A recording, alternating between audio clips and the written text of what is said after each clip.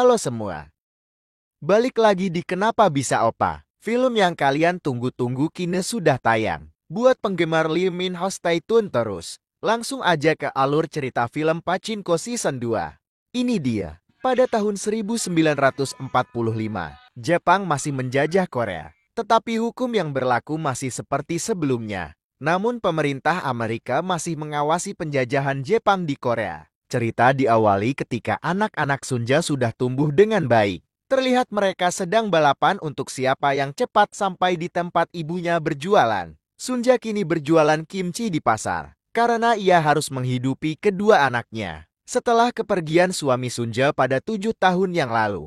Suami Sunja adalah pendeta yang ditangkap karena pada saat itu sedang menolong para pengungsi dan terdengar oleh pemerintah Jepang. Hingga saat ini, belum diketahui kabar suaminya. Tak lama Paman Kim membeli kimchi dari Sunja. Setelah beberapa lama, ia baru lagi untuk membeli kimchi. Paman Kim mengira dagangan Sunja laris karena di wadahnya sudah terlihat sedikit menyusut. Ini kimchi yang terakhir, mungkin besok aku tidak akan berjualan kimchi lagi. Karena kami kehabisan bahan untuk membuat kimchinya, ucap Sunja pada Paman Kim. Lalu Paman Kim mengkhawatirkan keadaan Sunja dan anak-anaknya jika tidak berjualan. Tetapi Sunja menjawab mereka pasti bertahan, seperti yang sudah-sudah. Lalu Paman Kim pergi setelah memberikan uang pada si kecil. Si kecil anak kedua Sunja dengan sembarangan. Berkata Paman Kim, seperti mata-mata yang selalu ingin tahu kondisi kita. Lalu Sunja menasihatinya, walau bercanda tidak boleh berkata seperti itu pada orang dewasa. Pagi itu, rakyat Korea panik dengan banyaknya pesawat Amerika melintas. Dan langit-langit dipenuhi oleh selebaran kertas. Karena penasaran, Noah mengambil dan membacakan untuk ibunya. Kertas itu bertuliskan, ultimatum untuk Kaisar Jepang agar segera menghentikan perang. Dan biarkan Korea bebas dan merdeka. Jika Jepang masih bersikeras, maka pemerintah Amerika akan membumi hanguskan pemerintah Jepang yang berada di Korea. Scene berpindah pada Solomon. Di masa kini, negosiasinya dengan pria kebangsaan Amerika hampir sukses. Solomon mengajak mereka untuk berinvestasi mengenai proyek pembangunan gedung. Kali ini meminta angka yang jauh lebih besar pada pria kebangsaan Amerika. Lalu setiba di tempat tinggal Solomon yang berada di Tokyo, ia ditelepon temannya untuk meminta komisi dari hasil kerjasama investasi pria Amerika yang ia rekomendasikan. Solomon belum membahas ke arah situ. Nanti saja kita bicarakan lagi, ujar Solomon pada temannya. Lalu ia berpikir keras untuk proyek investasinya, sambil makan mie di balkon apartemennya. Lalu scene kembali pada masa lalu di Korea. Putra bungsu Sunja memang agak beda. Sifat berani dan rasa humornya begitu terlihat. Apalagi pada saat jam istirahat di kelasnya ia bercerita tentang sejarah makanan yang sedang ia makan sambil berdiri di atas meja. Teman-temannya hanya memperhatikan dan sesekali tertawa melihat tingkahnya. Tiba-tiba datang gurunya. Melihat tingkah si kecil, gurunya menegur dan menghukum ia untuk berdiri menghadap tembok. Sikap adiknya jauh berbeda dengan Nor. Kali ini dia sedang dirundung oleh teman-temannya di kelas. Ia tidak memperdulikan perkataan temannya yang mengatakan tentang keadaan keluarga dan rumah tinggalnya. Ia hanya sibuk membaca buku yang berada di bawah meja. Tak heran ia ditawari untuk melanjutkan ke universitas oleh gurunya, karena ia paling pintar di kelas. Tetapi Noah selalu menolak tawaran dari gurunya. Karena jika ia pergi melanjutkan kuliah, ia dan keluarga harus pindah ke kota. Sedangkan di sini ia masih menunggu kepulangan ayahnya, walaupun belum ada kabar yang jelas mengenai ayahnya. Lalu di malam hari, Kohanusu menghadiri jamuan yang diadakan oleh para petinggi pemerintah Jepang. Kohansu sering menjadi bahan sindiran karena latar belakang Kohansu adalah berkebangsaan Korea. Salah satu dari tamu jamuan berkata yang membuat Kohansu terdiam. Lalu pria tua yang di sampingnya mencoba menenangkannya dengan menyuruh Kohansu memeriksa keadaan di luar. Tanpa sengaja Kohansu mendengar percakapan dua orang tamu jamuan yang berada di luar. Kali ini gosip tentang pengeboman dari tentara Amerika akan segera terjadi. Dan tidak main-main untuk membumi hanguskan kekaisaran Jepang yang berada di Korea. Mereka berdua berencana untuk mengungsikan seluruh keluarganya ke tempat yang aman. Lalu scene berganti di masa sekarang. Terlihat Solomon sedang berbincang dengan teman kerjanya. Tindakan Solomon membuat heboh para pengusaha yang ada di Tokyo.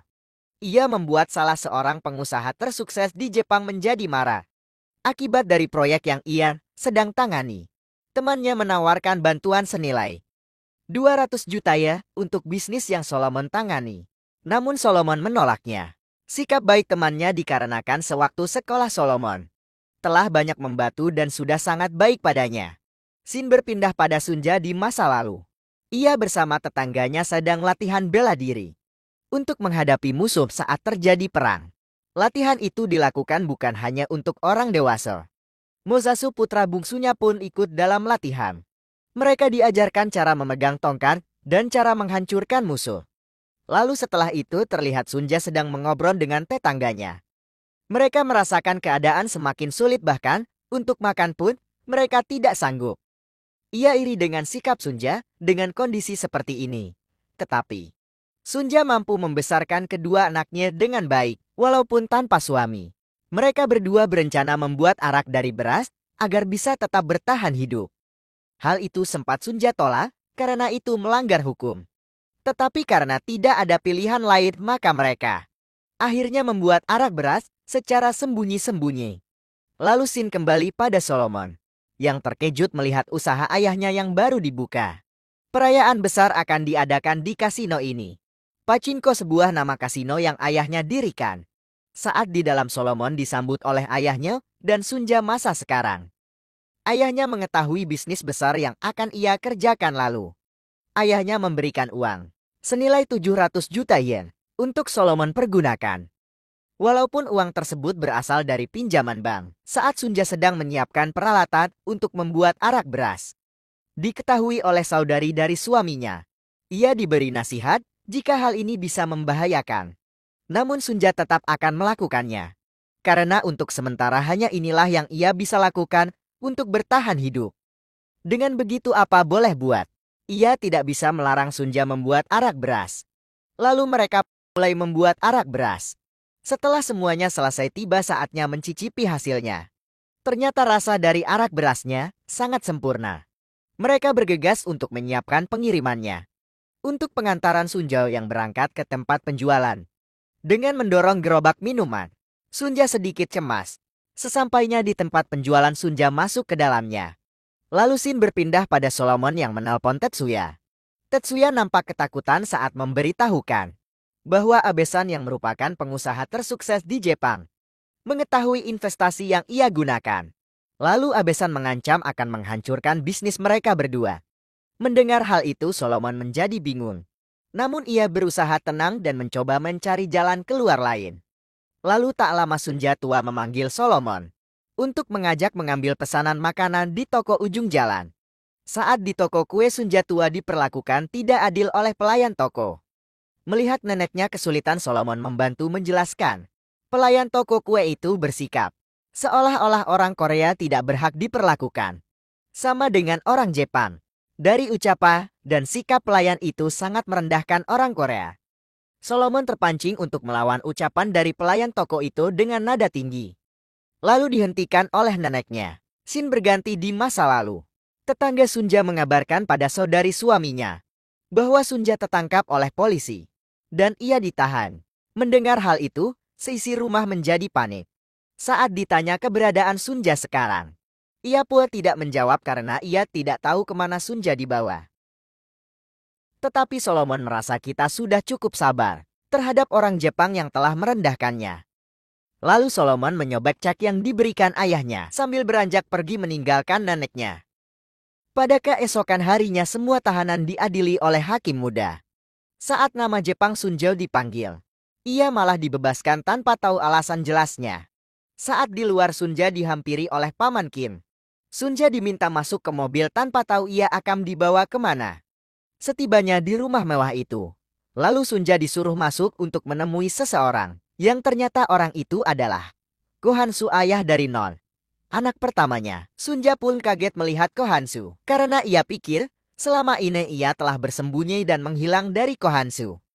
Tetapi Kohansu mengatakan bahwa selama ini ia selalu memantau keberadaan Sunja dan keluarga terlebih pada anaknya. Selama ini ia mengirim mata-mata untuk menjaga keluarga Sunja. Dari Paman Kim yang selalu pura-pura membeli kimchi tiap hari sampai guru Noah di sekolah. Semua memantau untuk keselamatan keluarga Sunja. Mendengar hal itu Sunja sempat terkejut pada ucapan Kohansu.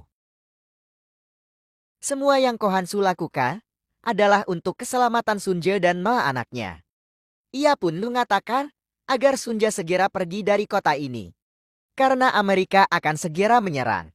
Kali ini bukan hanya bom kecil yang mereka gunakan, melainkan bom besar yang akan meratakan seluruh kota.